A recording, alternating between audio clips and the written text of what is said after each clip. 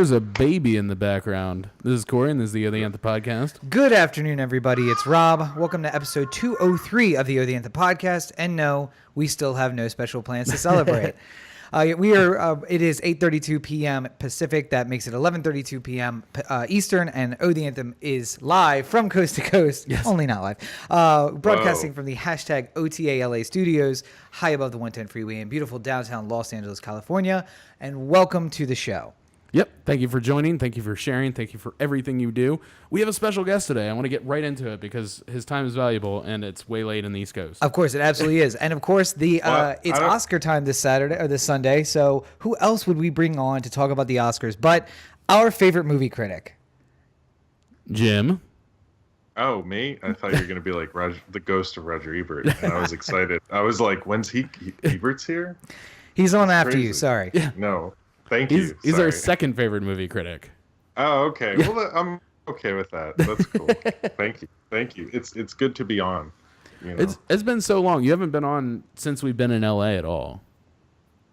No, well, I think it's less you being in LA and more the babies. Yeah. Well, I mean, clearly. And I mean, it was a little. I was like, they're in LA. Fuck them. Yeah. And I went. That was a little bit of that. But then I got over that. But then the baby thing happened. So that was, the combo, I guess. Well, and of course, if you want to support everything that Jim is doing, make sure you check him out on all social media. It's Jim with 2 M's Force on Twitter. And of course, they can find you on Patreon as well. Can't they, Jim? Oh, yes, they can. And are you guys still on Patreon? I'm confused. Are you guys still on Patreon? I am. Are, right? Corey pulled our page, but I still am. But give the people the link where they can find you on Patreon. The what? The link. What's your username on Patreon? I think it's just Jim Gisriel. I thought so. There you go. I should know this. No one ever asked me for that. But if you're listening to this podcast for me, you should listen to O The Anthem because I am a big fan of O The Anthem and listen to it fairly, not entirely as regularly as they used to, but fairly regularly. Well, you got kids to feed, so you got things to do. Okay. That's well, right. At least, yeah. But I have been listening since the beginning. Yes. To be clear, like since like the first Drinko de Mayo, at least. Ooh. So that Long puts it time back. ago. Yeah. But yeah, so so- Jim has some kids to feed, so make sure you go on over to patreon.com, look for Jim Gisriel, and support him. I am a supporter of his, and you should be a supporter of his as well. I can't say that enough. I try Robin, not. all his books who have Twitter accounts like my tweets. It's Yes. very nice of him. We promote every way that we can. But Corey and I talk, we do not go to the movies until we watch Jim's review first. So you're definitely going to want to do that. Oh, wow. Crazy. So let's just jump right in. Speaking of movies, the Oscars are this Sunday. Who would have thought? Flew up on us. So Yes. I know, Jim, I know you probably have a lot to say about a lot of these things, but I'm just going to start right at the top. Let's go with Best Picture. Who are you thinking about in the Best Picture category? Well, it's actually probably the most interesting category this year, which is the first time in forever that's happened. Yeah. Because it could honestly, and I'm not trying to like blow smoke, it could go to up to 5 different movies. So- There's a chance of 5 different films actually possibly winning. Well, let is what I'm saying. me guess the 5 that you got. Shape of Water, Get Out, Lady Bird, 3 Billboards, and are you putting Call Me by Your Name in that list or? No, I would put Dunkirk. I think, okay. I think Call Me by Your Name plays, since we're speaking from either coast, it probably plays in both of our cities really well. But if I went to Minnesota, I was like, Call Me by Your Name. And they go, why would I call you by that? What the fuck you just said? They wouldn't, like, it's not really, the anticipation's not. Yeah. It's not as big. Whereas here, it's like this huge movie. But I honestly think it'll probably be Get Out. And it might actually be more between Get Out and Dunkirk, just because of the way the voting's done, where it's like sometimes the number 2 pick might actually, because they do it, when you vote, you write number 1 for your number 1 pick and number 2 when they base the amount of points on each ballot, and it's super confusing. Yeah. But so oftentimes the pick that is the movie that almost everyone universally says is good wins. So that might seem like Moonlight might have seemed like the more controversial pick. But in fact, La La Land was, because more people had extreme views on it, whereas you had people who loved it and then you had people who hated it. Right. So what usually wins is what I think will win probably this year is the film that is always kind of secured on like every top 10 list or everything. And that would probably be the three of those five, I would say, that have that are Get Out, Lady Bird, and Dunkirk. But I think Get Out has more passion behind it. Like, Get Out has been nominated for pretty much everything. It's the movie of the year. I think it's probably going to be Get Out, but this is the biggest wild card Best Picture race I've ever seen. Well, I mean, I feel like Get Out does. I mean, as much as the Oscars so white controversy is sort of going into the background, it still feels like it's a little bit controversial for an Oscar pick. Like, it's not everyone's cup of tea. Using the same logic as Call Me by Your Name, you know? Well, I agree with you, and that's sort of why I think that's almost why I go to Dunkirk, because it's like a movie that is more their speed. Yeah, I more guess, of the Oscars. World War II. Yeah, and they'd also, they have, I know no one's as into Christopher Nolan getting ignored for as long as he did. I'm not a big Nolan person, really. Oh, no. But I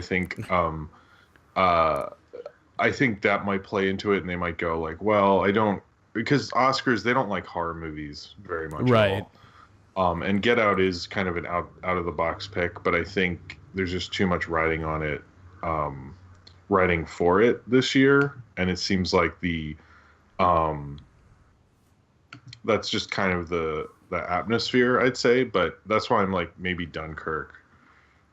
But I feel like Lady Bird, I don't know if that has as much chance. I'm a little wishy-washy on this one, but I'm still probably sticking my guns on Get Out. See, I feel like Lady Bird and Get Out would sort of cannibalize themselves, because it seems like the people who like those two movies are going to split themselves when it comes time to like pick it.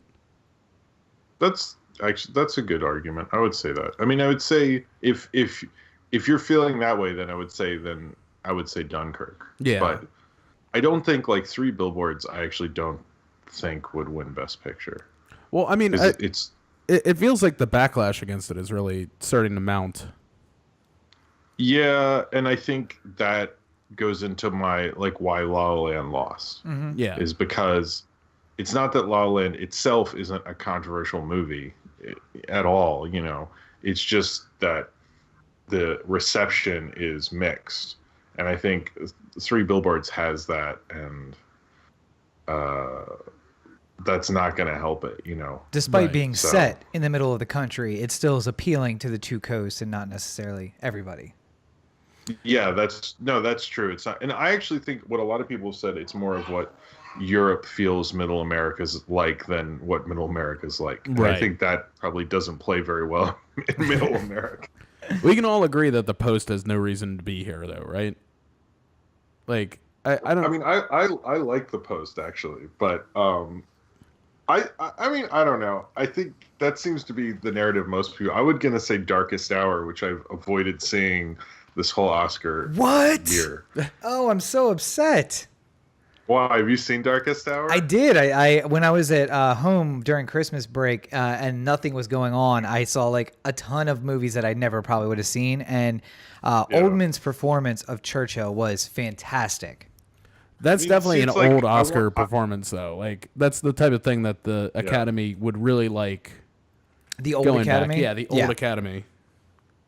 Yeah. No, I think Darkest Hour, Dunkirk, and Shape of Water are more classic Oscar picks. Yeah, I agree.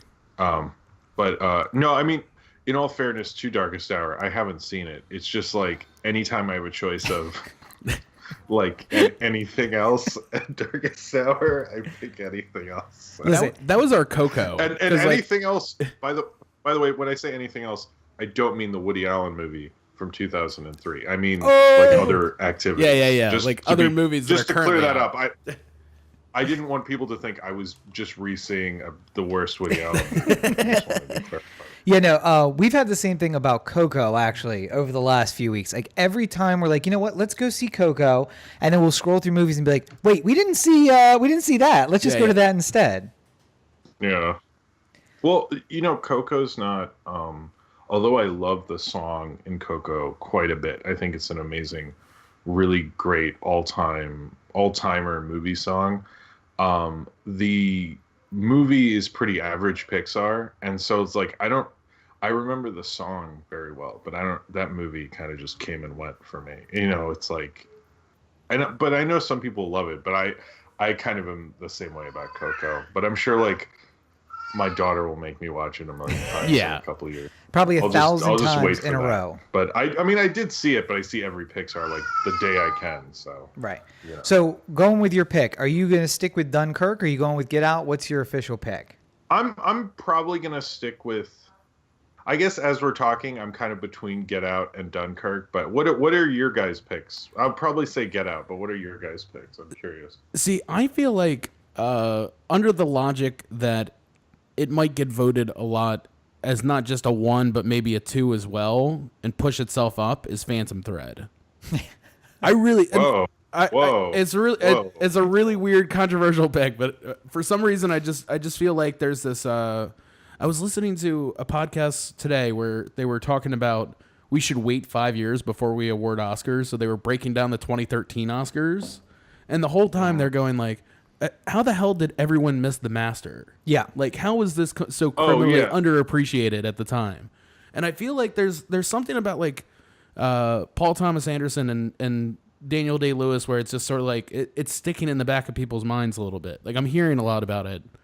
And maybe hearing about things in LA is a little bit different than here. Yeah, everywhere else in the world. No, I was actually one things I wanted to talk to you guys about the Oscars because I'm kind of curious about more of the LA perspective because I know there's like more ads and billboards and stuff about that stuff. So, I mean, it doesn't seem like it's being promoted like past in your consideration type of fare, but it's something tells me that it's just the combination of all the parts, and in a year where so many different pictures seem to be like cannibalizing themselves, it might be a year where it's just whoever's on the list the most times is going to get it, and that might be Phantom Thread. Yeah, that's interesting. The idea of not doing it till 5 years later, because I think if you did that, like American Hustle would not be what it was. No, true. Or like there's movies this year I think. I don't think 3 Billboards will live up to 5 years from now. Well, I mean, like it's also the thing, like if you got Shape of Water, probably, it could win, but it could also be that movie that we completely forget about like a year from now. Yeah. I mean, I sort of think a lot of this is, although they did give Pan's Labyrinth some Oscars, Del Toro didn't win any of them, and I think they're a little like, we better do this now. Yeah. So we don't fuck this up. Although it's a little weird, like I guess they're picking Del Toro over Christopher Nolan in that regard. Mm-hmm. But I sort of get it because Pan's Labyrinth was. I mean, I don't watch it every day or anything, but Pan's Labyrinth is really good. Just every other day. Yeah, just like every Wednesday. But I mean, I get it, but I'm also. I was thinking today, like, I bet in his filmography, someone will go like, yeah, but why was Shape of Water the Oscar one? And I was like, oh yeah, Shape of Water. I forgot about it. Yeah. I forgot about that. I mean, it was better than his last couple. I mean, I would say on his filmography, it's on the higher end. But to me, it's like, you kind of, whatever was 2006 or whatever the year Pan's Labyrinth was there, I don't remember what won Best Picture, but I remember Pan's Labyrinth was like, when I saw that, I was like, oh, that's a masterpiece. Well, that's the thing too. I was in Hollywood the other day, and at the Dolby Theater, they have like all the Best Picture winners like on a column. So like as you walk through, you can see them all. And it's amazing how many times like you look up and you're like, well, why the fuck did that win? Like, like where the fuck's Goodfellas? Like, you say these things. Yeah. And then it's really just the year of you start thinking about like what's better and what's worse. But I feel like a waiting period would significantly help these awards. I mean, it wouldn't help. I mean, make it more meaningful, I guess, is the. Yeah, I mean, even if you look at the year 2008, which was probably one of the more controversial years because they didn't award The Dark Knight or Wall-E. This is probably making me sound very pro Christopher Nolan because they keep bringing him up, but it's just sort of a happenstance. But anyway, like I think The Reader in particular or Frost Nixon are not movies that I don't think they, 5 years later, no one's going to be like, oh man, Frost Nixon. And they're just not films that will really transcend. So I think that 5-year waiting period would probably work in Wall-E's favor, work in The Dark Knight's favor, work in probably other films that came out in 2008. Even maybe like, I remember at the time, people were saying, I remember there was like kind of a vocal minority who were like, what about Robert Downey Jr. in Iron Man? Like he should maybe get something, we gave Jack Sparrow an Oscar nomination, but not Iron Man. And I think like 5 years later, the Avengers would have happened and people didn't go, oh yeah, we should have done that. Or this year, I think ignoring Tiffany Haddish that is something that they're going to regret, Definitely. Yeah. I was pretty good with all the Oscar picks. I feel like the one Best Picture snub that I wish was there was Baby Driver. Oh, I thought you were going to go with Molly's Game. Just Sorkin in general. No. It wasn't a good enough movie, but I think Baby Driver was phenomenal. It was really the most fun I had at the movies all year. I don't know. I mean, I think I wasn't as I think 2/3 of it I really loved. The ending I wasn't as into, but because he kind of, well, I'm not going to review Baby Driver, but I feel like Kevin Spacey ruined that film going further than because that's like right when I actually, everyone says James Franco's nomination was taken away because of his allegations, and I don't actually believe that, but with Baby Driver I actually do, because it did get editing and music or 2 sound nominations, which it's going to win in a runaway, by the way. Which one, sound or editing? Both. Sound, I don't they know might about editing. sound every once in a while. Sound editing, they sometimes just give it to something that's like, like Star Wars. I think is in that run. So sometimes they find a way to give that award to some really big motion picture that doesn't need the help. But I mean, I think editing they might actually go with Dunkirk just because that's something they could give it, and the editing was kind of all over, the various timelines and stuff. And I think that might be something that would kind of go more hand in hand with that. And also they usually give editing to, I think, a Best Picture nominee. So Baby Driver, although I think it's like, how come an Edgar Wright movie just now got nominated for editing is sort of ridiculous. Right. But, and it's like kind of one of those things. But I know there was a thick piece at Vulture today about the newer Academy brand. They try to get in younger voters and more diverse voters. And I think Baby Driver getting nominations, as well as Get Out and plenty of other things, is one of those results of that. Because if you talk to a younger filmmaker, they're like, oh, Edgar Wright, I had to see Baby Driver the week of. And you talk to an older filmmaker, the older people, and they're like, The Post or something. Right. Yeah. When I'll say on that note, I think that my choice is Get Out, and I think it's for exactly the reason that you brought up earlier, which is looking at a scorecard, if you will. I'm sending in my first choice, my second choice, that every person in the Academy is going to be like Bradley Whitford's character from that movie. They're going to be like, listen, I would have voted for Obama a third time if I could have. Like, yes, Lady Bird is my favorite, but I'm going to throw Get Out there I noticed that's become the white guy meme. Like, people are like, I saw Black Panther 3 times opening weekend. Yeah, and that's exactly, I think, the reaction is everyone will put their favorite movie. It might be Lady Bird, it might be Dunkirk, it might be whatever at the top, but they are going to include Get Out in one of their choices. Yeah. And I think when they do that Get Out just gets the votes to push everybody else out of the way, even if it doesn't get the most first place votes. Yeah. It's going to have enough appearances. And deservingly so. I don't want to make it seem like I don't agree with it. It's my choice, not just because it's going to win, but because other than maybe Lady Bird, it was one of my favorite films of last year. And when we were still talking about it in December, even though it came out in February of last year, you knew that something special had happened. So, yeah. All right. So now moving on. Okay. actor in a leading role. And I want to give the. I mean, folks that's at just home, Gary Oldman. Yeah, I was gonna say I want to give the folks at home a discussion, because before we got started here, what we were talking about is how it's basically a lock for a lot of these categories. No, yeah, I think with Best Actor, some people are saying Timothée Chalamet, but they never give Best Actor to anyone who's a younger actor. Right. And this isn't like the Adrian Brody year. I don't think Timothée Chalamet has enough going behind him to win it. I think it's just Gary Oldman's.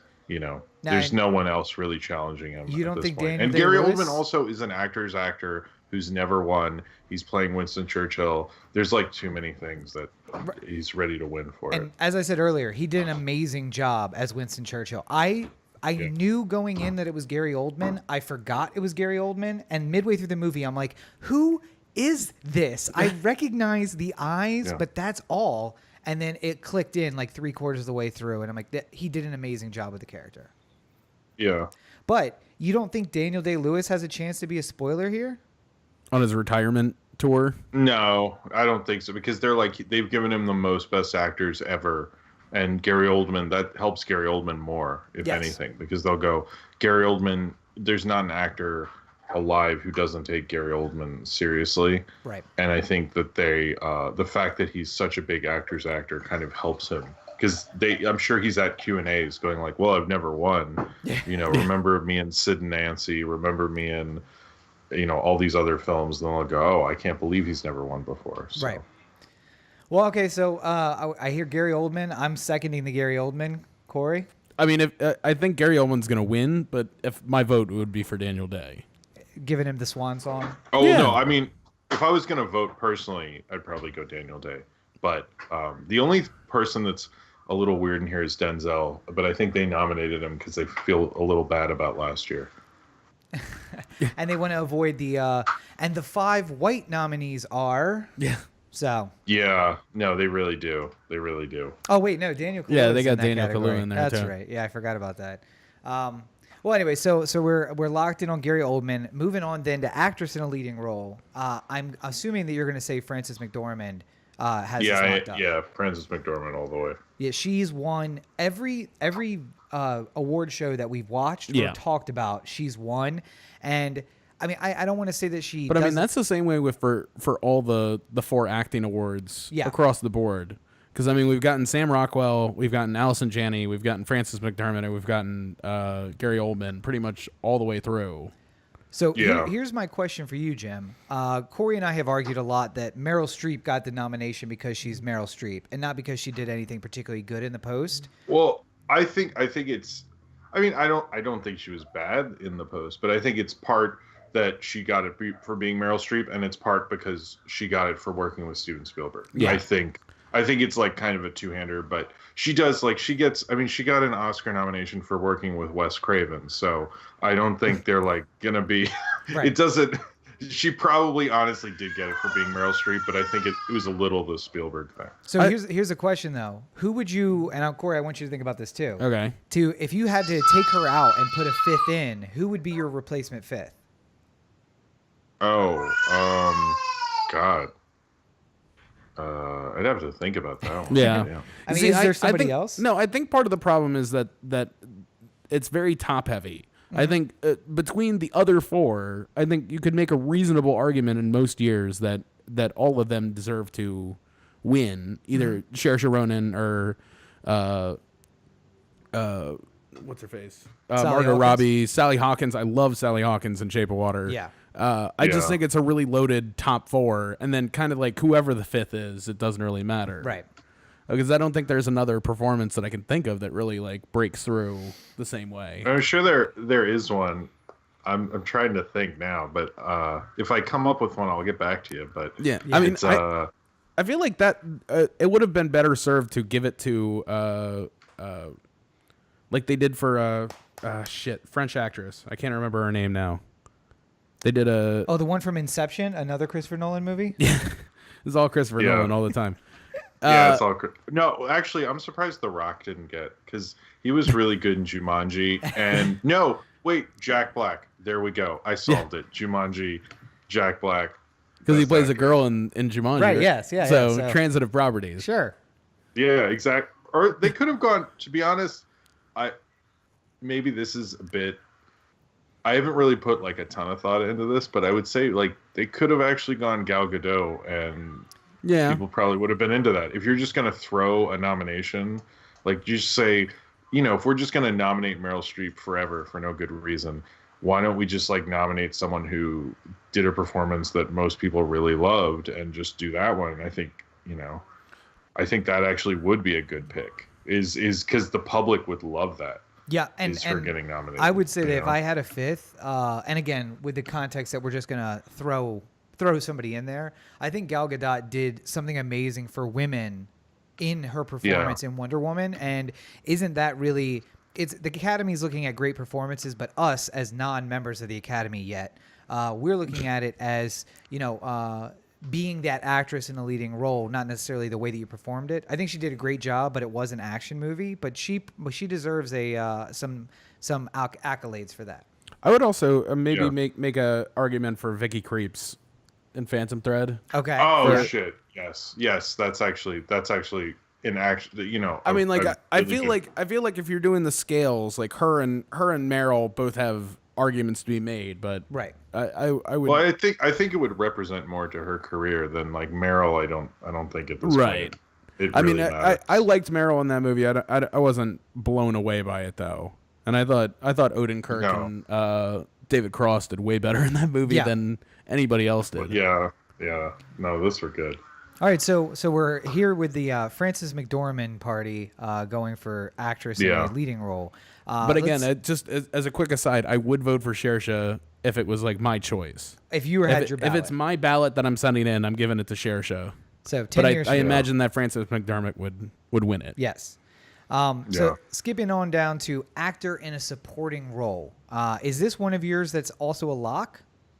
I mean, I think it's Sam Rockwell. Although for most of the year, I thought Willem Dafoe had it, but I still think Sam Rockwell's, it's kind of his to lose. I know his character is one of the more controversial parts of Three Billboards because people don't like that a racist cop has a redemption in an Oscar movie. But, I think Sam Rockwell is one of those character actors who never really gets the respect that he deserves or gets the attention he deserves. And I think that works. It's sort of more like the Gary Oldman thing where it works more for him. Although Willem Dafoe has that as well. And Willem Dafoe's a great actor and is someone who like just should have an Oscar. Yeah. But I think the momentum's with Sam Rockwell. So it's really between those two guys if there's any sort of competition. But I think it's Sam Rockwell's at this point. I would, I just looking at the page though, I loved Richard Jenkins in The Shape of Water. That was going to be my I feel like it's such a weird dark horse pick.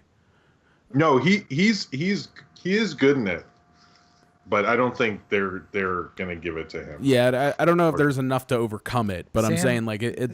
Sam's got old Mo on his side right now, so if you have like if you're getting 100 to 1 odds in Vegas, then maybe take Richard Jenkins on a flyer for like $10. Yeah. Yeah. Well, and I will say I heard really good things about Willem Dafoe. I didn't see Florida Project. I didn't get to see it either. I really wanted to, but everyone said like, no, don't go see it without me, and then I never got to see it. Yeah. Oh, Florida Project's really. I don't know if you saw Tangerine, but it's Florida Project's just so sort of real. It's like kind of. It like sticks with you. It was like a week of me being like, whoa, that was a little intense in some. I don't know. It's a hard movie to lock down. I think that's the only reason it didn't get Best Picture is because people aren't sure how documentaries it is and how written it is. But that shows how well made it is. That like I've had arguments with people over that, and it's not like a Star Wars or a big budget thing where you debate on how they did that shot. It's like, how did they make these little kids look so naturalistic? It's like kind of an amazing thing to I was told by a couple of people that if Willem Dafoe wasn't in the Florida Project, then they wouldn't know whether or not it was a documentary or a having the big narrative. name is the only thing. Yeah, I've heard that. So I'm really upset because obviously with us being in LA, we're seeing a lot of movies get a second run now. Like Three Billboards is back in some theaters. Shape of Water is still in theaters. But Florida Project, I've not seen pop up anywhere where we could go see it again. Yeah, Florida Project kind of peaked too early. I think they didn't release it right. Although I don't like how the Oscar screening things go, because it feels like in December you're getting like I didn't get to see Molly's Game, but it was more just because like, well, I have like 28 movies to see, and it's, it just didn't have the right release date for me to see it, Yeah. And I think that kind of like if that movie had come out in September when there was like nothing, I think it would have made more money and more people would know about it. And, I wish they would care more about, as odd as this sounds, more about box office and less about getting a nomination, which doesn't help box office anymore. Right. And I think they would have just I think they released it in December because they wanted to get it in the Oscar conversation. But everything it was going to get nominated for, it's going to get nominated for even if it was released in April. So it doesn't really matter. Yeah. Yeah. I mean, like screenplay. Yeah, no. I mean, Sorkin had that slot, but I think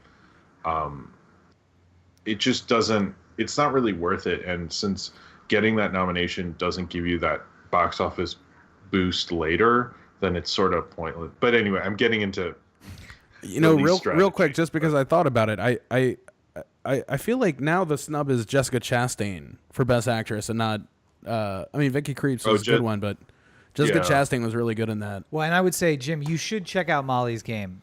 We both enjoyed it for what it was worth. Yeah. Corey a lot more than me because he's a huge Sorkin fan. I was surprised how that film came out, because it was so hyped up for so long, and then it felt like it was like a fart in the wind or something. Yeah. It was like, where'd you go? You made an excellent point, though. It was just timing. That was the week I was home, and literally there was a bunch of new stuff that week of Christmas, and I saw movies every single day. I would not have seen Molly's Game if it hadn't been Corey and I making plans to actually go see it. Yeah. That was it. Just because there was so much to see. But I agree with you. I think Jessica Chastain could have been shut in there as the 5th spot and best leading actress in a leading role, and she would have been fine in that. And I think Jim would agree when he finally sees it. And just take your time, but make sure that you do see it. That's my recommendation. No, I would like to. So skipping on down to actress in a supporting role. Now this is the one that you said there is a bit of a horse race in, correct? Yeah, I think. Well, okay, I think if you say Allison Janney and you're trying to predict the Oscars, that's a fine pick to do. Allison Janney, it makes sense to do it because she's been winning everything. But I think that works in Laurie Metcalf's favor is that often supporting roles or supporting categories go to kind of more theater actors, and which Laurie Metcalf very much is. She helped start the Steppenwolf Theater. She's very renowned. And it's sort of like what happened with Mark Rylance with Bridge of Spies a couple years ago, where he didn't campaign at all. And he wasn't winning supporting actor. I forget who was, but he wasn't winning it at all the other award shows. But suddenly he did, because people were like, well, Mark Rylance is one of the best actors in the world right now. Let's just give it to him, because why not? And I think Laurie Metcalf, she's right on the cusp of a Roseanne reboot. There's a lot going for her right now. I think she might actually have a chance. She also is who I want to win because I love Laurie Metcalf. So maybe that's clouding my judgment. But I think there's too many Oscar things that could work for her. And I think Allison Janney, I, Tanya, doesn't really have... It has a little bit of momentum with the Academy, but I don't think it has the momentum that Lady Bird has. And since this is the only real category that Lady Bird has a real chance at, I think they might actually just go with Laurie Metcalf to be like, hey, if Lady Bird just has one, why not do this one? Yeah. You know what I mean? And I'll tell you, I agree with you 100%. Laurie Metcalf in that movie reminds me of my own mother, which is half the reason that I enjoyed her performance so much. But let me ask you, did you get a chance to catch Mudbound on Netflix, the Netflix nomination? I did. I actually have been trying to, and every time I do, it never works out. But I would very much like to see Mudbound. Is this because Mary J had the precedent-setting nominations this year? Yeah. Which sort of works for her, but I think the problem with it is, one, half the Academy hates Netflix. Right. And two, the other half hasn't seen it. So you get like a 10% in there that probably saw it and liked it, and I don't think that's enough for Mary J. And I think her performance is good enough to be in the conversation. I really enjoyed Mudbound, and she was. That's another moment where I was watching it and I completely forgot who I was watching. The character was just so good, and it really just did. It hit all the buttons I wanted it to hit.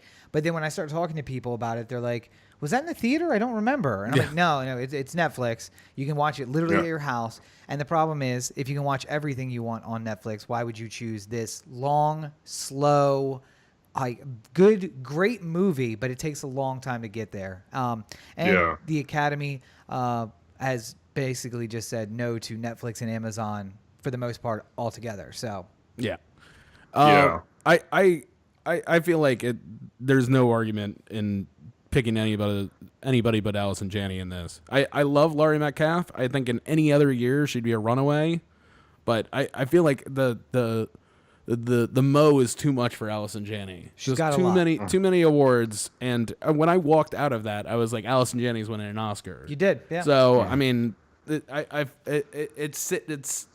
gotta die on this hill a little bit, you know. All right, so let's do a little bit of. I know, Jimmy. We got directors. Yeah, we got you for a little bit. So I'm skipping down past categories. Hold on. Go ahead. back up a second. All right. Wait, what are we looking at? Cinema. I wanted Jim's take on this one. Is this finally going to be Deacon's year? So this is probably the only time we have an interesting best cinematography race. Yeah. Because I would actually say, if you're really talking about who it's between three people. Deakins, who shot probably one of his best shot movies, regardless of what you think of Blade Runner. I think it's definitely one of his best shot films, right? And then you have Rachel Morrison, who's the first woman ever nominated for cinematography. Mm-hmm. And I think, despite it being what I said about Netflix just a second ago, I think there's enough momentum behind her that she could win.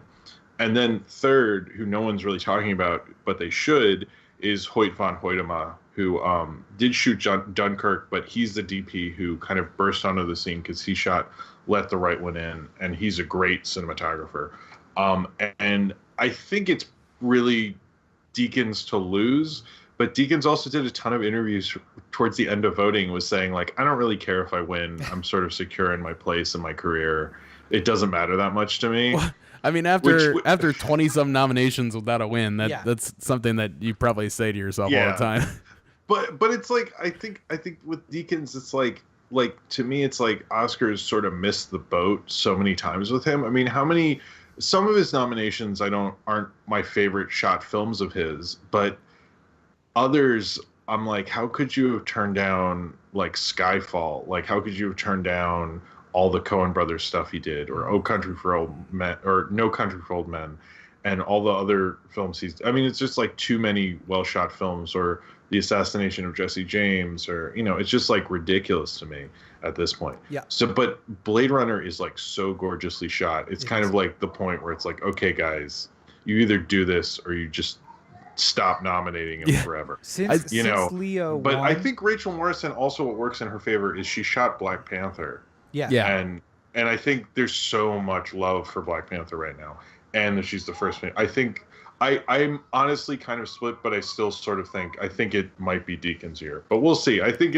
Rachel Morrison might, because that would be a great little Oscar moment there. Well, and they love that shit. I'm updating my ironic Oscar because Leo won his. So in 20 years, someone is going to do the movie about how Roger Deakins did all of these amazing movies, and the cinematographer will win the Oscar for that movie. Yeah. I mean, the guy who plays Deakins. Yeah. It'll win everything. The best actor for the guy who plays him. The cinematographer will win. The director will win. Daniel Day-Lewis comes back to play Deakins. No, because it'll be 40 years from now. So Jacob Tremblay will be playing Roger Deakins. Ooh.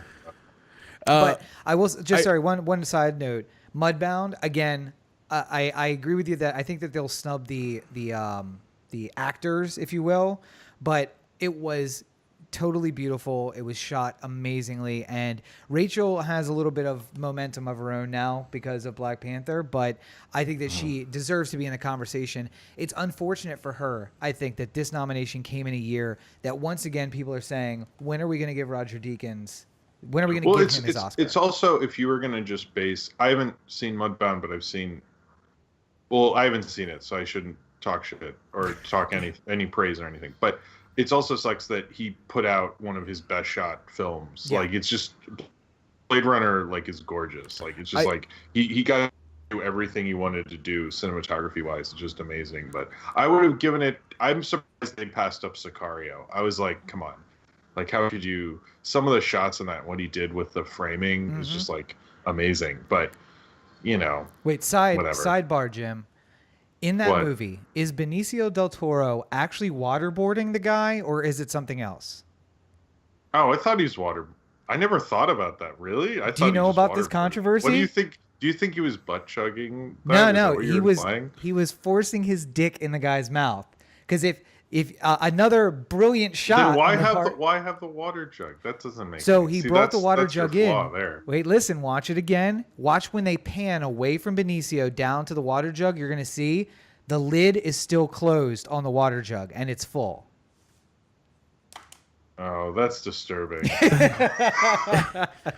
You made. How did you make that movie more disturbing? That's a talent, Rob. I'm getting you ready for Sicario 2, coming up in 2018. Going back to Blade Runner 2049 for just a second. Yeah, I feel like part of this was just a long ploy to get Deakins an Oscar, just because they stood on so many frames for so long in that movie. Where it was just like, look at this beautiful thing that Roger Deakins did. Yeah, but I gotta say, if I was editing that movie, I would have been like, no, but can we hold on this for like longer? What do you mean that's all the footage? It's like, why are we looking at this hallway for 30 seconds? It's like, because it's fucking beautiful. Let's just do it. I don't care. I mean, it's just like there's so many shots where I was like, wait, what's going on in this? It's an action movie that you come out of calmer than when you went in, because some of those shots were literally like, okay, this makes sense in the universe. Yeah. All right, let's get director and then get Jim to bed. Okay. All right. So Jim, looking at directing, who is your pick? I think it's just Del Toro. I don't think there's much. See, here's the weirdest thing about this year is that I could see Jordan Peele coming in. I could see Nolan coming in. I don't really see Greta Gerwig, and Paul Thomas Anderson is just like, oh, cool, I get a nomination this year. That's neat. But I think it's probably going to be Del Toro. Although if Jordan Peele won, he'd be the first African-American director to ever win Best Director. Yep. And I think that's probably why they'll do the Best Picture split, is be like, let's give him that film Best Picture. He'll still get an Oscar. And then Del Toro has Best Director. And also of the kind of explosion of Mexican filmmakers with him, Cuarón, and Iñárritu, he's the only one of those guys who doesn't have a Best Director. And they love those directors so much that I'm surprised they've waited this long. So this way they've all gotten Best Director and they took care of that. And, I feel like all of them were really good. Like, I'm kind of, it's kind of hard to make a decision between these five because they're all so good. But I would say that I think that with the directing Oscar specifically, they like you to earn it a little bit. So even though Jordan Peele has like the first black director nominee, I still feel like they'd want him to get nominated a couple more times before they gave it to him. Yeah. Or they, if they're going to give a black director the first Oscar for directing, they're going to wait until it's something that is going to blow everything out. Like Selma. A Selma type movie. Right. Like they'd give it to Duvernay in like 5 years, right? Kind of thing. Although maybe for A Wrinkle in Time, I've heard good things about A Wrinkle in Time. What? Ava DuVernay? Isn't she directing A Wrinkle in Time? Yeah. I was right on that. Yeah. Jim, any final thoughts before we let you go here? I think it's going to be I don't think there's going to be a big winner this year. Like, there's not going to be like, this guy got 5 or something. I think it'll probably be like something. Blade Runner might clean up in the technicals, but I don't think it's gonna be pretty split across the board, just because there's too many big. But I will say, when looking at this list, there's not many times where I look at a nomination list and go, "Oh, I like a lot of these movies." Like most of the time, I'm like, "Ugh, that." Yeah. Ugh, this. And I feel like, if anything, I will say they've gotten a little better. Now, there's definite problems, and I know anytime you say that, people get all upset, especially the Lego Batman thing, which is a whole bunch of fuckery if you want to get into that. But, I generally feel a little better about this Oscars. I will say this. I'm excited to watch. The one person who I don't want to be is Jimmy Kimmel. Yeah. Because I do not know what kind of jokes are going to land in that room. It seems like... Well, this is a tough year, because not only do you find out that Hollywood basically sexually assaulted everyone on Earth, but also last year you had probably the most spontaneous Oscar moment we'll ever have. Yeah. Like, that's never going to happen again. That's like a once in a lifetime sort of thing. And they'll never do it again. Let's hope. Well, I think they would like for it not to happen again. Yeah. But it's award show rules. It's like it always happens. If you have an award show where there's a spontaneous, big talked about moment, literally the next year, that award show sucks. It's like beyond belief, because people over reference it. They're like, oh, there's going to be something spontaneous. We know it. And of course there isn't, because people are too ready for it. It's just like that kind of what happened last year I've been expecting this one to suck since when I saw the last one end. I go, oh, well, next year is going to be horrible. I can't wait for 2019. That'll be the fun one, but we'll see. We'll see. I hope Kimmel does better. I know people like him a little more than last year, so maybe it'll work out for him. I don't know. All right. We'll see. I expect a lot of Harvey Weinstein jokes. I want at least 4, and they better be good. I don't want like some lame ones. Right. Well, Jim, thank you so much for popping in. I know it's late over there, but it wouldn't feel right to have an Oscars without you. So we wanted to make sure It felt weird not doing one without you guys. So the feeling is mutual. We'll have to figure out another time to do some like great rewatchable. People have been clamoring for another live discussion during a movie. We should do that at some point. I think we should work that out, and like maybe in the summer or something like that. I don't know, but we should figure that out. I'm gonna have to figure out the technology so that we can do this. Yeah, we'll figure that out ahead of time instead of the night of. But thank you for joining us. We super appreciate it. Of course, it's Jim Force on Twitter. That's with 2 M's. And you want to make sure you check Jim out on YouTube. And, of course, support him on Patreon. He is doing a lot of God's work, going out and seeing movies that none of us really want to see and reviewing them. I don't know about God's work, but thank you. Yeah. So make sure you check out in the description of the episode. We'll have links to all of Jim's stuff. Jim, thank you, as always, for joining us. And you're welcome back anytime. Oh, thank you. Thank you for having me. All right, guys, so we are going to take a quick break, and we will be right back with the rest of the show right after this. Hey, Corey, did you know that pitchers and catchers just reported to spring training? I did not. It is super exciting time. If you are an Orioles fan like we are, Orioles are back. And we actually watched the first spring training game. It's hard to believe that I forgot that it happened because we watched it. We did watch it, yeah. And I know I'm going to be very upset that I'm not going to be able to go out to the yard and catch a game right there in Baltimore this year. I mean, I'm hoping I can get back, but we'll go at some point. Hopefully we'll get back, and we'll see them when they come out west, of course. And when we do that, I'm going to make sure that I'm wearing my Drink Bo, Scream O, Play Ball t-shirt. And I feel like everybody who is an Orioles fan is going to want this t-shirt. I have one myself because I'm such an Orioles fan. Absolutely. So only true Orioles fans will have this particular t-shirt. Drink Bo, Scream O, Play Ball. And I can't remember. Where is it that I got this t-shirt? OTheAnthem.com. Oh, that's right. At the O The Anthem store. So make sure you check out the store at OTheAnthem.com. Click on merchandise and you can go right on over and check out all the t-shirts. You can get it sized to your particular size, and make sure that whether you're going down to spring training in Florida, whether you're going to be there for opening day, where of course we're going to wish we were, or whether you're just catching a game on a random Tuesday night, that you have the gear that says, I am not only a fan of the Orioles, but I'm a fan of O The Anthem, and let everybody know that. And maybe you'll run into somebody there that's also going to have their T-shirt. And they'll be like, oh my God, you have incredible taste too. Of course, yes. Because only people with incredible taste wear those T-shirts. Available now at the store at otheanthem.com.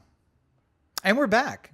I got to tell you, those two guys on that commercial, whew, some good-looking guys. Yeah, I know. We should get them in the show more. Absolutely. Yeah, they have some great advice. You should definitely take that. So we're back with the second half of the show. We hope you guys enjoyed our discussion with Jim about the 2018 Oscars. We'll, of course, be live tweeting the Oscars. You'll be able to catch that at LegendCB5, at Robert N. Cheek, and, of course, all the best tweets will be retweeted by at O The Anthem. And, of course, we didn't mention it at the top of the show, but make sure you join us and follow on all social media at O The Anthem on Facebook, Twitter, Instagram, and, of course, the listener line where people can call and leave a message. What is that, Corey? 443-219-7595. What's that number again? 443-219-7595. And, of course, you can call and leave us messages there. You can text the listener line, and all of those ways you can reach out and be part of the show. Unfortunately, this week we didn't have a live stream because we knew Jim was joining us, but we do encourage you to come and join us on our live stream every week as well. That's at youtube.com/O The Anthem. And you can also catch every single episode there. In a couple of weeks, I know it doesn't seem like it, but in a couple of weeks, Drinko de Mayo will be up. Drinko de Mayo 5 will be up, and you're definitely going to want to catch the live stream of that right there at youtube.com/O The I've been giving some slight thought, by the way. We're too old to do Drinko de Well, Mayo? no. I've been thinking that for years now. I was thinking maybe there is a place in this world for another specialty episode like that, seeing as we are in a place where a certain substance is legal. Sure, yeah. And maybe people would be interested in that sort of thing. So if you are, just let us know, because there's a holiday coming up. There It's in is. April. Yeah. And perhaps 2 weeks before we get drunk. perhaps we should celebrate it. And of course, if you were a supporter on Patreon, you've already seen a similar episode. Yeah. But this would be for everybody. So you don't even have to sign up for a Patreon. You can see an episode, but we'll only do it if we hear from you guys. So make sure you get in touch with us on the listener line. You can leave comments on YouTube. You can send us messages on Facebook. Leave comments there. Let us know if that'd be something you would be interested in seeing. Since we are now in a state where recreational fun can happen all the time. Yeah. Absolutely. So, what other news do we have going on in this week, Corey? Well, I mean, there's not a ton of brand new news. The thing that seems to be captivating most people is the continued talk of gun control in the wake of the Parkland shooting. Absolutely, yeah. And I am torn on my feelings about it. I am happy seeing some kids getting so passionate about an issue and getting motivated. And if there is one group of people who will be able to get policy changed in the United States, I guess you need that. Need policy changed. I was in just the trying to United fix States. it. It's all good. It will be a bunch of teenagers who are saying, we've had enough, we're going to do this. And there was an 18% turnout for 18 to 25-year-olds in 2016.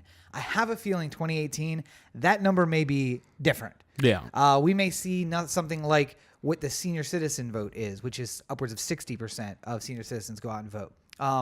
And there's been a lot of controversy about the Parkland, the teenagers there, whether or not they're actors. And we discussed this a lot earlier. I don't know if we talked about it last week. We didn't. We just talked about the actual debate, so to speak. But I will say this, because I actually spent time did the research trying to when I first started seeing crisis actor things show up on Facebook, I actually did start sending messages to people, or like putting in comments like, you know, like, hey, by the way, this is not at all true.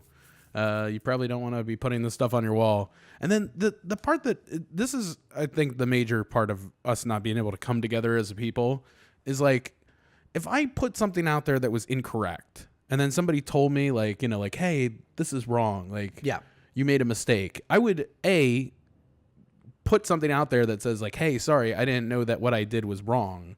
But what I'm seeing a lot of people doing is doubling down.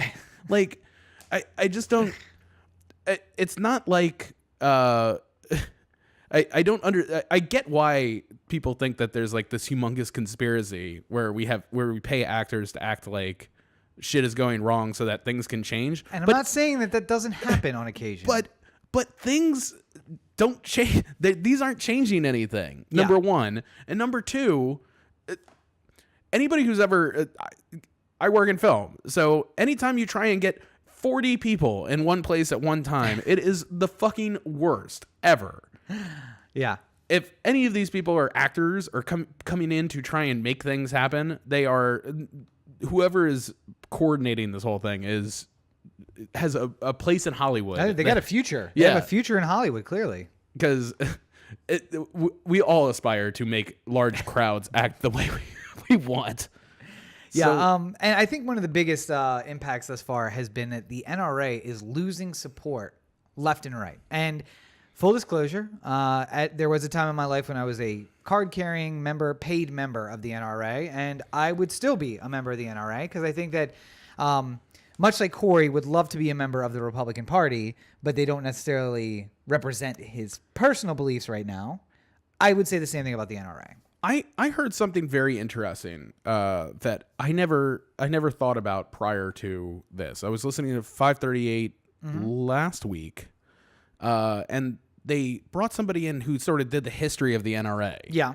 And up until Reagan, essentially, the NRA was strictly a hunting group. Yes. It was 100% like we feel like we deserve to have all these arms for hunting purposes and for leisure purposes, and like, and they were focused I want to on go education. shoot a machine gun at a bunch of cans in a desert or something like that. They were focused on education too. They were big with the Boy Scouts, saying let's get these boys to be responsible gun owners and run classes, and so they're using the weapons the way they should be. Right, and then right around 1980 or so, there was a humongous overturning of the senior leadership in the NRA. And that's where we got to the NRA that we are now, which is not, and here's the part, like, if there was an organization that was paid for by, like, let's say there was a group that was all about personal liberties. I don't know, like the ACLU? Kind of, but in a different way, saying that people should be allowed to do whatever they want, even if it's bad for them. Okay.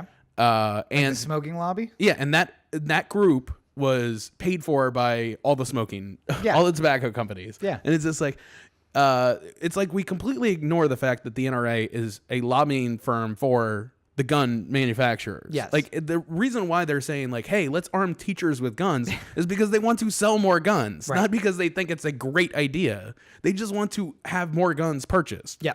And if it's just like, if something happened where it's just like, oh my God, 30,000 people died from smoking this month. That's the biggest number we've ever seen of people who died from smoking. It's like, well, you know what? I think we should get more people to smoke just to find out whether or not it's actually bad. Is it? If we get more people to smoke, then we can find out for sure whether or not. Empirical evidence. Yeah. We're just trying to get the evidence. Because this in. sounds like just like a dumb luck sort of thing. Yeah, could like, be. Could be. Wait, smokers just happen to die. That doesn't mean it's related to the smoking. Yeah. So who knows? So more people should smoke, and we should just find out whether or not. I mean, I agree with that 100%. But yeah, so the NRA though has lost its car rental discounts. They have lost their flight discounts. They've lost their credit card. Basically, everything that all of these groups that they reached out to and made these corporate agreements with, they've lost those agreements. So it's interesting that.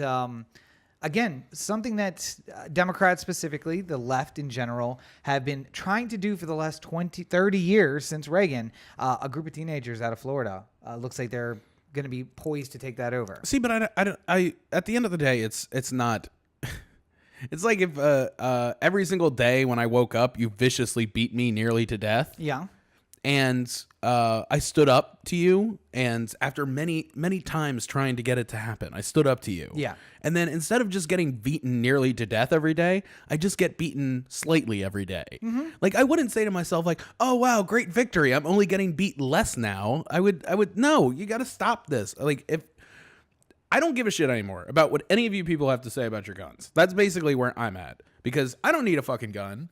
And if you think that you're going to, if you want to stage a coup against the government, you have to understand that they have drones that kill people, and your AK is not going to do anything trying to shoot a fucking drone out of the sky. And listen, you're absolutely right. So we should definitely look at Syria, Libya, Iraq, Iran, North Korea, Afghanistan, Vietnam. These are all great examples where superior technology completely demolished a person with a automatic weapon. Yeah. Right? So tanks, planes, just went in, handled business, and we've smoothed out that entire situation. So now I think it's going to be completely ironic when these kids turn, 21 or 22 and realize that the last 5 years of their life spent on this effort has led to nothing real changing because the government's so entrenched, and then they turn to buying AR-15s and starting revolutionary movements to overturn the government. That will be the moment at which they will realize why they have that Second Amendment power and why the Founding Fathers gave it to them. So, listen, it's two sides of an argument. I applaud them for what they're doing. I, like them, was once young and idealistic and believed that we could really make change with our voices and our votes. They have been making change, though. No, they haven't. They literally, the day that they went to the Capitol building, Florida voted to not hear two bills that would have limited the sale of automatic weapons. I get that, but I'm also saying that they've raised a lot of money. They've gotten a lot of people to commit to marches. They've gotten a lot of people energized into this a lot more than they have been for any other in the wake of almost any shooting since Sandy Hook. I got one word for you: Occupy. Got people to march. Raised a ton of money. Brought a lot of awareness. And how many Wall Street bankers went to jail? None. Well, like one or two people. Lower level. People. Yeah. How many penalties were paid out by the banks? Hardly anything. Oh, in fact, they were bailed out a few years later. So, I think they're going to learn the lesson that in this world, revolution is the way to go, and that's where the direction they're going to go. But we'd be remiss if we didn't, before we take off for the day, head on down to the Baltimore corner. Where you get the straight dope. Exactly right. Because there's a lot of big news coming out of Baltimore this week. And it's not Gun Task Force. It's not Corinne Gaines, which we've talked about for the last couple weeks. Mm-hmm. A completely new piece of news out of the city of Baltimore. And, of course, it's good news, right? No. Maybe. I don't know. I guess we'll find out. Well, here's the thing. So the news is that the Baltimore Council today as of this recording, has approved Commissioner De Sousa as the new commissioner for Baltimore. Wait a minute, they did that? Yes, of course they did. And a 14-1 vote. Why did they do it so fast? Oh, it's almost like they didn't want to have any debate or any discussion about it. They didn't want us to think about it. It's almost like they didn't want us to see his EEOC file or his personnel file or the fact that he shot 3 people. Yeah, he has 3 bodies on him. Yeah. 2 of which are teenagers. If he was Michael B. Jordan, he'd have 3 bumps on his chest. Maybe more. 3 that we know about now. Yeah. And again, 2 of those were a couple teenagers. that he's gotten hidden just for the wife to see. Yeah, just my God, those like 2 bumps on the back. I like your thigh bumps. So he's going to be the new commissioner, and I'm sure they gave him some 5-year contract where we are now paying 3 people 6 figures to not be police commissioner of Baltimore. Yeah. So I wonder how much we're paying him to actually be police commissioner of Baltimore. The Board of Estimates had his contract at $210,000, I think, for the year. So it's through 2022, and it's a 5-year. Of course, it's 5 years. Yeah, so why not? And here's the thing. Do you think he's going to make it 5 years? No. No chance. No chance he makes 5 years. Because none of the problems that he can't fix anything unless other people are willing to fix things too. Yeah. He's not it's not like he's the only one responsible for whether or not, like, if I left you in charge of the banana stand and the banana stand caught on fire, then I could blame you for that. Right. But if you went to go work at the banana stand, it was already on fire, then there's not really anything I can do to blame you. I mean, you'll still get the blame, but Yes, and we can judge based on how he puts out the fire, and what I've seen thus far is no real plan to put out the fire. Just he's just going to apologize for the fact that fire happens.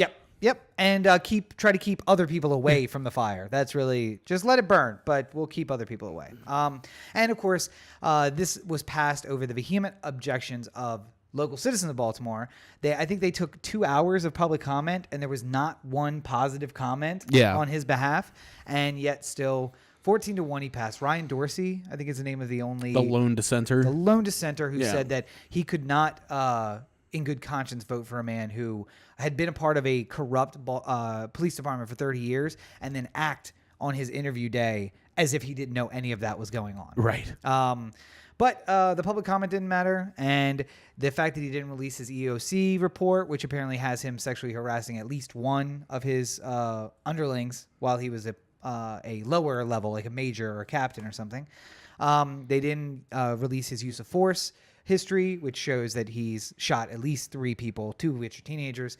And they didn't release his personnel file, which says everything else that we might want to know about him. Like, hey, did you live in the city when you were a cop, or did you live in Pennsylvania until you became upper echelon where you have to live in the city? Which my guess is that's probably true. So, by the way, the city council is also voting today on whether or not people who are in the city council have to actually live in the city. Yeah, which seems ironic. Yeah. Because again, have fun with that one. Corey talked about years ago about just buying a property or renting a property because that's all you have to do. Right. I can have my home in the county and then rent a place in the city. I can have a shell home in the city so I can run out of District 1 and become the city council person. But then in the weekends, I just go back to Timonium. Weekends. Yeah. Meaning Thursday through Monday. Right. Yeah, Thursday through Monday, I live in my house in the county. But Tuesday, Wednesday, Tuesday and Wednesday, some Thursdays, I am right there. Depending on how late it goes. And maybe a Wednesday, maybe not a Tuesday. If it's a 3-day weekend, maybe I stay in the county an extra day. Who knows? But generally speaking, Wednesdays, you're going to find me at my house in Baltimore City. So the city is just, it's burning and nobody seems to care. And the crime is, so murders are actually low as compared to last year. But last year was, we got off, people seem to forget that last year we got off to a frantic pace for murdering. We were at like 50-something murders at this point. Yes. As opposed to 30-something now. 37 now. So remarkably low. 13 low as compared to last year. But I mean, like, that's the same as it was like 3 years ago or 4 years ago. Like, these numbers, if you told me we had 3 murders at this point in the year, then I'd be like, wow, things have really changed. Yeah. If you told me we had 13 murders, I'd be like, wow, things have really changed. If you said 23, I'd be like, things are a little slow. Yeah. I wouldn't say like, like, oh, we're on a brand new, you'd have to half the amount of murders. Ooh. To be fair though, we should update that because this afternoon, as we were recording this, there were 2 murders in the city. So now it's 39, and a woman was shot and lost her infant. So I've yet to see whether or not they're going to count that as a actual murder. I think it depends how far along she was, but it wasn't an infant. She was pregnant. Yes, she was pregnant and in utero. She died and the baby died. No. She survived. The other woman who was see, there's so many murders it's hard to keep straight, but 2 women were shot. Yeah. The woman who was shot died. The woman who was pregnant didn't die, but she lost the baby. And she's still in critical care, but she is still alive, last I saw. I am going to assume that Baltimore City will not count that. No, will not count the baby as a murder. The city that has the rule that if you survive 2 weeks in a day, that technically it's not a murder. You died based on medical complications. Right. So yeah, they're not going to count that. But I don't even think it was 2 weeks. Isn't it like a 72-hour rule or something like that? Maybe it is. I'm trying to remember. Yeah. Maybe it was 72 hours. If you last more than 72 hours, it's not a murder. It's an aggravated assault that led to your death. Right. Sure. Well, listen, you can cut that up any way you want. It still means it's not a good time to live in the city of Baltimore.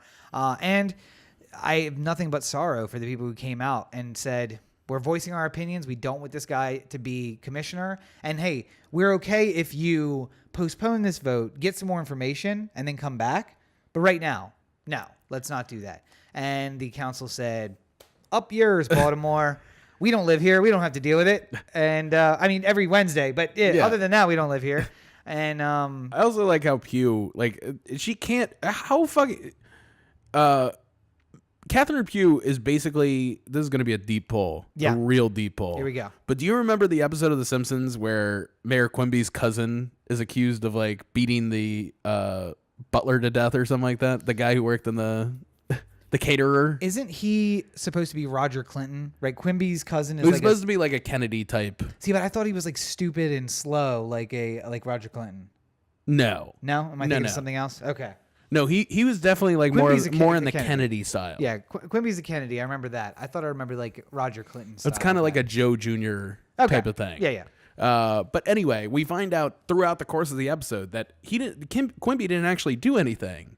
The guy just stumbled and like tripped and like that's right. It was like an elaborate accident in the kitchen, right? Yeah, in the kitchen. He like goes into the stove and he falls into the rat traps and everything like that. That is what Catherine Pugh does every single day. Yeah, she wakes up, she's like, I'm really gonna tackle things today, and then she falls through 15 different traps. Where it's like somebody asked her, "Did you read his personnel file, De Sousa's personnel file, before you made the decision to make him the thing?" And it's like, Well, I mean, I did my due diligence. It's like, yeah, I'm sure you did. But did you read his personnel file specifically?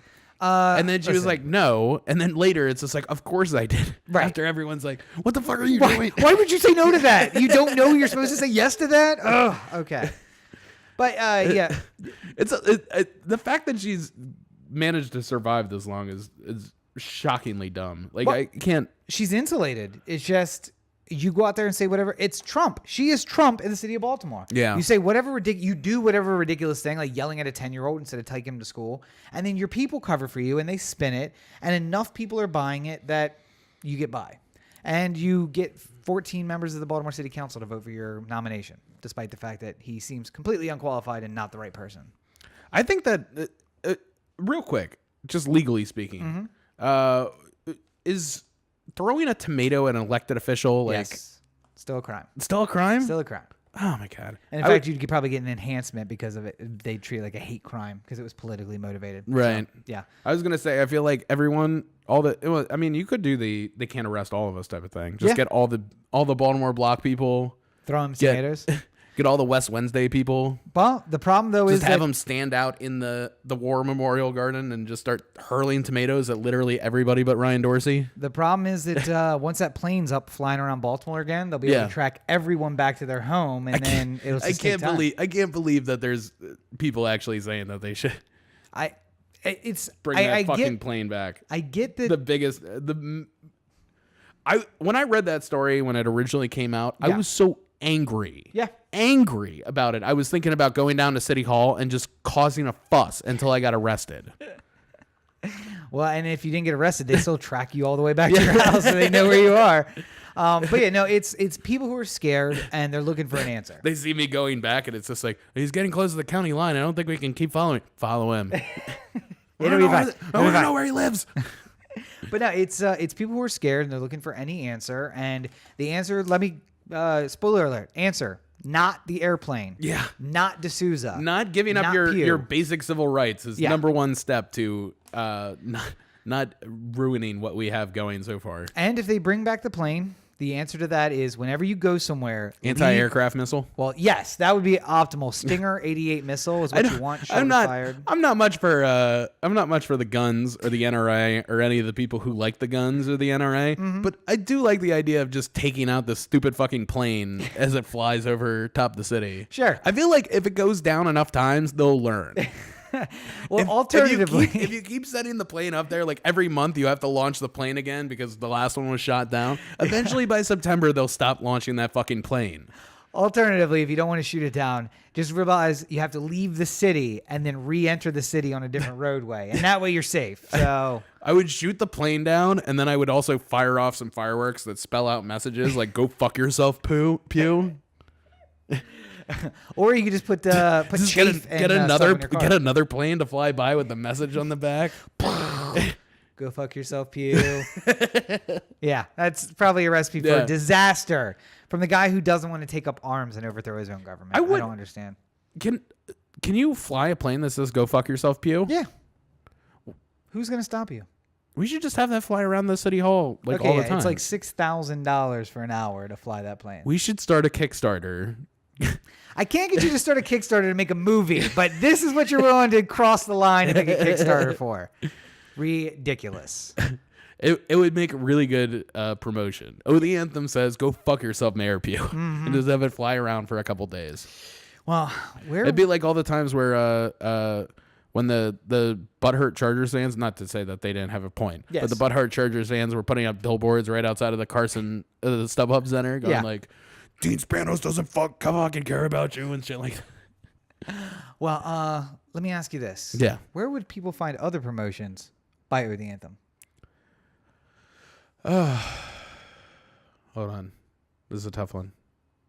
OTheAnthem.com. Corey at OTheAnthem.com. O The Anthem on Facebook, Twitter, Instagram, and the listener line 443-219-7595. What's that number again? 443-219-7595. And you can find more of me at CoreyBakerFilmmaker.com, at LegendCB5 on Twitter, Instagram, Snapchat, Facebook.com/CoreyBakerFilm. And if you get a chance, please check out the reviews because they're coming along nicely, and people seem to enjoy them. And Corey doesn't know how to bulk record, and he just releases everything. So there's a ton of material. This is a ton of them. Every day there's something new. Some days 8 things that are new. Sure, why not? And of course, you can find me on all your social networks at Robert N. Cheek. Make sure you check out robertncheek.com, where you can find links to my political blog, the news website, and the books, which are available on Amazon. Barrow's Books. Thank you. And of course, make sure you check out the Patreon, patreon.com/Robert N. Cheek, where you can help support me and everything that I do, including the videos for YouTube. Make sure you check out my YouTube channel and new screenplays, new books, and you can help me submit to my next screenwriting competition. So more details for that available on Patreon. Check it out. All right. Well, I think we've done good here today. We've done something. I don't know if it's good.